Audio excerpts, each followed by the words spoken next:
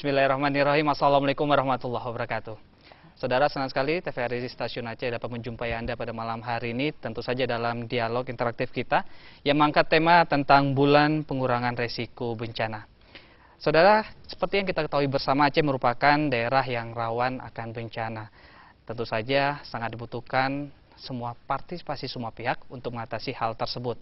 Dan mengatasi hal tersebut tentu saja juga bukan tanggung jawab sejumlah elemen, tapi juga harus dibutuhkan dengan kesiapsiagaan dan peran serta masyarakat untuk mengurangi risiko bencana tersebut kepada masyarakat umum.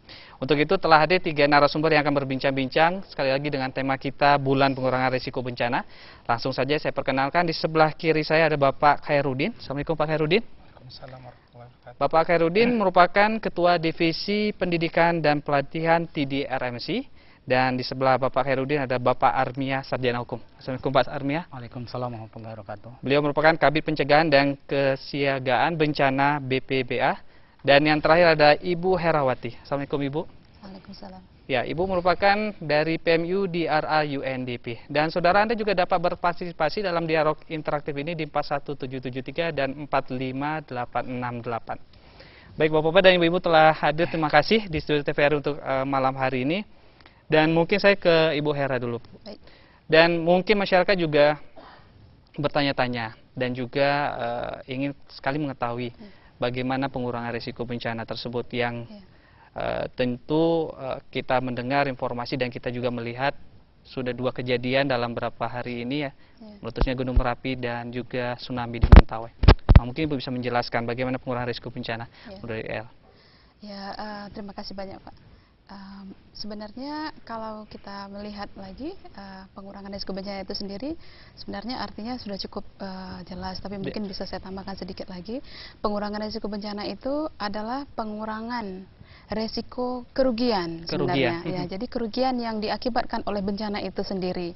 Nah, jadi banyak kejadian bencana-bencana juga yang kita alami seperti sekarang ini yang kita dengar seperti persis yang dikatakan oleh Bapak tadi, Bapak moderator. Nah, jadi sebenarnya kerugian-kerugian itu kan yang membuat kita seperti kehilangan mata pencaharian, ada luka, ada rasa ketidaknyamanan, kehilangan mata pencaharian, dan juga yang lebih parahnya lagi mungkin kehilangan nyawa atau korban jiwa. Nah sebenarnya kalau kita lihat sendiri, kita sebenarnya hidup dengan risiko bencana tadi. Nah, risiko bencana yang kita ini mungkin kita bisa melihat dalam kenyataannya ada banyak disaster atau bencana yang kita tidak dapat cegah. Nah, tapi ada upaya-upaya yang bisa kita lakukan untuk mengurangi resiko bencana tersebut. Nah, dalam hal ini mungkin kita bisa lebih meningkatkan wawasan kita tentang bagaimana upaya-upaya itu bisa kita lakukan untuk melakukan pengurangan resiko bencana di sekitar daerah kita, di mana kita hidup di dalamnya. Kalau berdasarkan penelitian Ibu atau berdasarkan pengamatan Ibu sendiri, bagaimana kesadaran masyarakat untuk mengetahui untuk mengurangi risiko bencana itu sendiri sejauh ini bagaimana Ibu? Sejauh ini mungkin lebih tepatnya kalau sekiranya kita punya baseline mungkin yang mengatakan itu, dan alhamdulillah sekarang kita juga di RRI sedang melaksanakan baseline itu yang mungkin dalam waktu dekat ini kita bisa dapatkan hasilnya. Tetapi karena kita juga bisa melihat pengurangan risiko bencana atau manajemen bencana ini juga hal yang lumayan baru, jadi mungkin pengetahuan bagaimana melakukan pengurangan risiko bencana itu mungkin tidak begitu tersebar dengan baik ke dalam ke masyarakat. Hanya sebatas masyarakat di perkotaan dan pedesaan mungkin agak sulit. Iya, jadi itu juga upaya-upaya yang terus kita tingkatkan, dan memang itu sebenarnya terus harus ditingkatkan. Baik Bu Hera, kita tahu bahwasanya pengurangan risiko bencana juga menjadi suatu momen atau suatu kepentingan untuk diperingati secara dunia. Dan sebenarnya kalau dunia sudah memperingati, tujuan untuk peringatan ini mungkin bisa dijelaskan sedikit Ibu. Baik, terima kasih. Nah, tujuan itu sebenarnya sangat-sangat terkait dengan ini sebenarnya kalau di tingkat internasional itu lembaga PBB yang telah mempelopori dan memprakarsai untuk menyuruhkan kepada semua masyarakat dunia, negara-negara yang ada di dunia untuk memprioritaskan pengurangan risiko bencana. Nah, jadi pengurangan risiko bencana ini dijadikan suatu bagian yang tidak terpisahkan dalam setiap upaya pembangunan berkelanjutan di negara tersebut.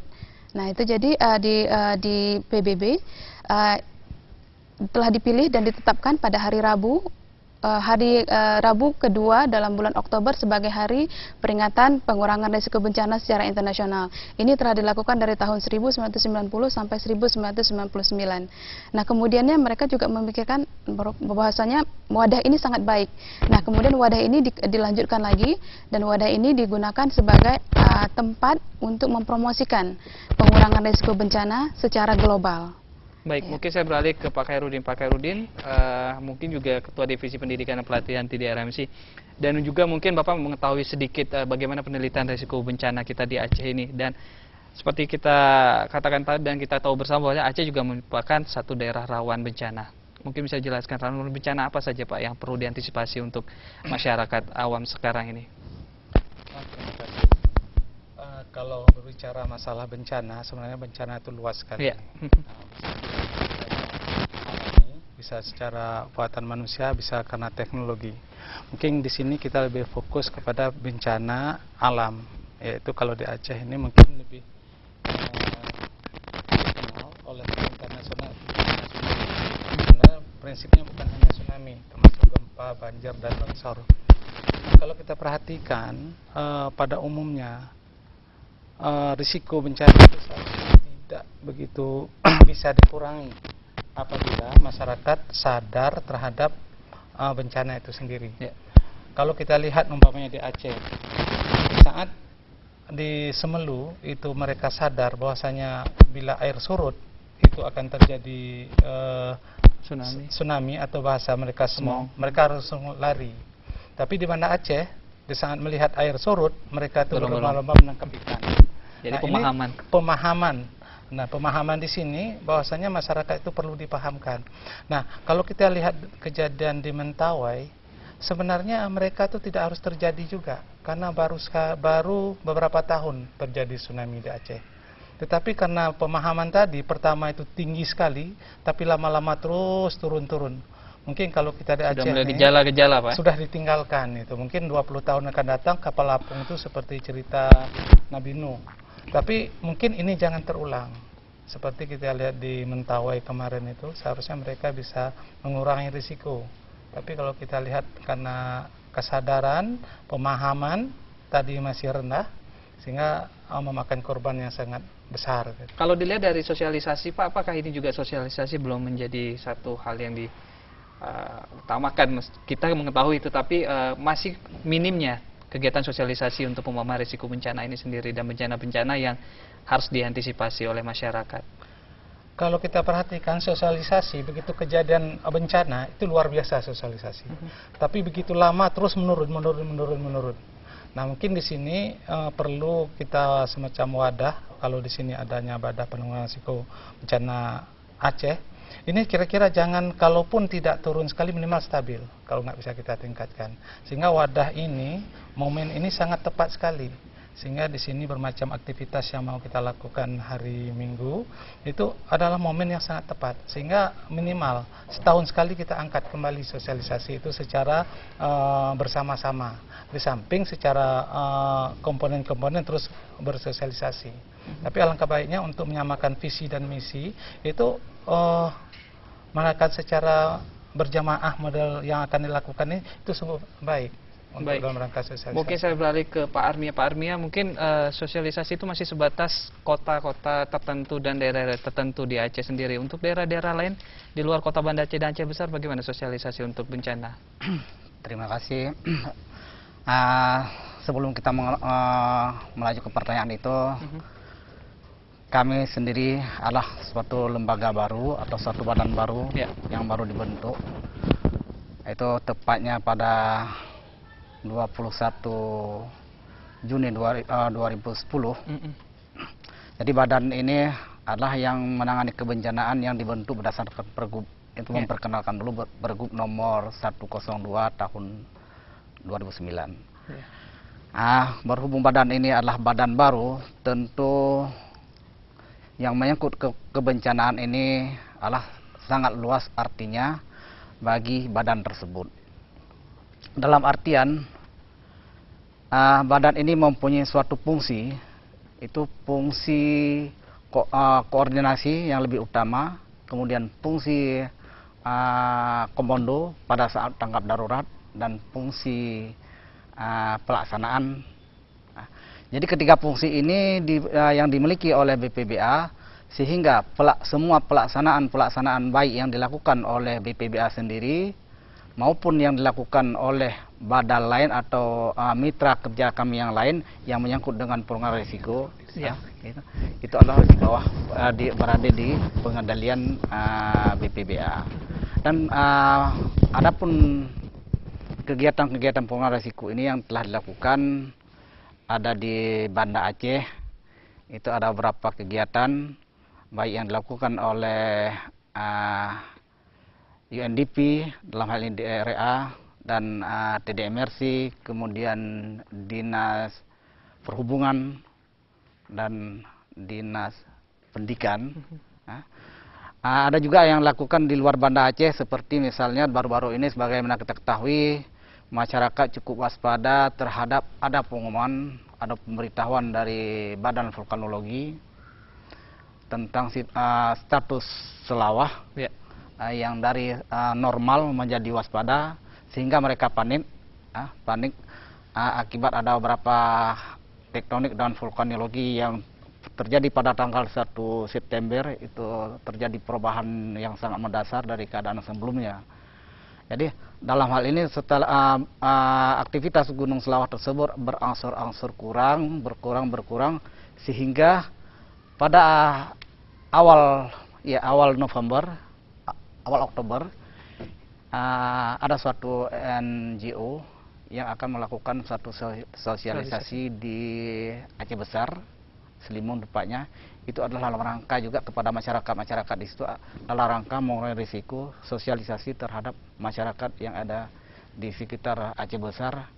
Ya, sebagaimana kita ketahui bahwa kalau Selawah ini masih ada situasi waspada dibandingkan dengan Senabung tanpa apa-apa terus terjadi kebencanaan. Berarti sudah ada upaya sosialisasi sudah di luar kota Banda Aceh, di luar ada kota dan Banda Aceh Besar sendiri. Iya. Nah, baik Pak, untuk memperingati Hari Pengurangan Risiko Bencana sendiri di Aceh sendiri, apa yang dilakukan oleh BPPA berkait bekerjasama tentu dengan UNDP dan TDRMC sendiri? Dalam rangka pengurangan risiko sedunia ini, BPBA dan mitra kami telah melakukan beberapa event atau kegiatan yang terutama itu sekali pada tanggal 13 Oktober kita adakan suatu peringatan upacara untuk seluruh SKPA dan instansi terkait dan mitra-mitra kita yang terkait yang menyangkut dengan kebencanaan yang kita pusatkan di kantor Gubernur Aceh. Dari situ akan muncul suatu pertanyaan tentu dengan adanya BPBA ini telah kita lakukan suatu event yang sifatnya internasional, tapi kita laksanakan mungkin mulai tahun ini dan seterusnya untuk Banda Aceh, untuk Banda Aceh setelah ada BPBA. Tapi tahun 2009 juga dilaksanakan event tersebut oleh UNDP dan bersama dengan badan-badan yang lain karena waktu itu belum ada BPBA. Tapi setelah ada BPBA, insya Allah tahun ini telah kita laksanakan di kantor gubernur pada tanggal 13. Di samping kegiatan tersebut juga kita merencanakan pada tanggal 31 Oktober ini atau hari Minggu depan, lusa, kita adakan suatu pameran dan panggung terbuka untuk masyarakat Banda Aceh dan sekitarnya, karena dalam panggung terbuka itu bakal muncul banyak sekali hal-hal yang menyangkut dengan penanggulangan kebencanaan yang difasilitasi oleh mitra-mitra kami yang selama ini telah proaktif yang menyangkut penanggulangan bencana di Aceh. Jadi BPBA di situ mempunyai fungsi koordinasi yang sangat bagus, dan insya Allah pelaksanaan ini sampai saat ini kita telah siap telah ready untuk dilaksanakan pada tanggal tersebut. Baik, saya beralih ke Pak Khairuddin. Pak Khairuddin, tentu sosialisasi tentu saja bukan saja untuk masyarakat dalam arti kata tingkat dewasa, dan juga sosialisasi ini diperlukan juga untuk anak-anak sekolah. Dan untuk menjadikan juga sekolah itu sebagai landasan utama memperkuat informasi pengurangan risiko bencana. Dan di rumah sakit juga, bagaimana tema kampanye tersebut dan bagaimana sistem yang akan dilakukan TDRMC dalam rangka juga memperingati Hari Pengurangan Risiko Dunia risiko bencana ini di tingkat Aceh sendiri. Nah, dari kami di sini khususnya masalah pendidikan, kita akan mencoba itu namanya itu sosialisasi sejuta sekolah dan rumah sakit aman. Ya. Di sini maknanya bahwasanya kita akan mencoba menumbuhkan kesadaran para pemangku kepentingan. Kita tahu sekarang ini kalau sekolah dan rumah sakit itu mempunyai otonomi tersendiri. Nah, jadi kita akan mencoba bagaimana kesadaran daripada yang berkepentingan, stakeholder dari sekolah dan rumah sakit itu mempunyai kesadaran untuk membangun. Membangun di sini mungkin dalam arti kata tanda petik bukan hanya membangun fisik, tapi membangun mental.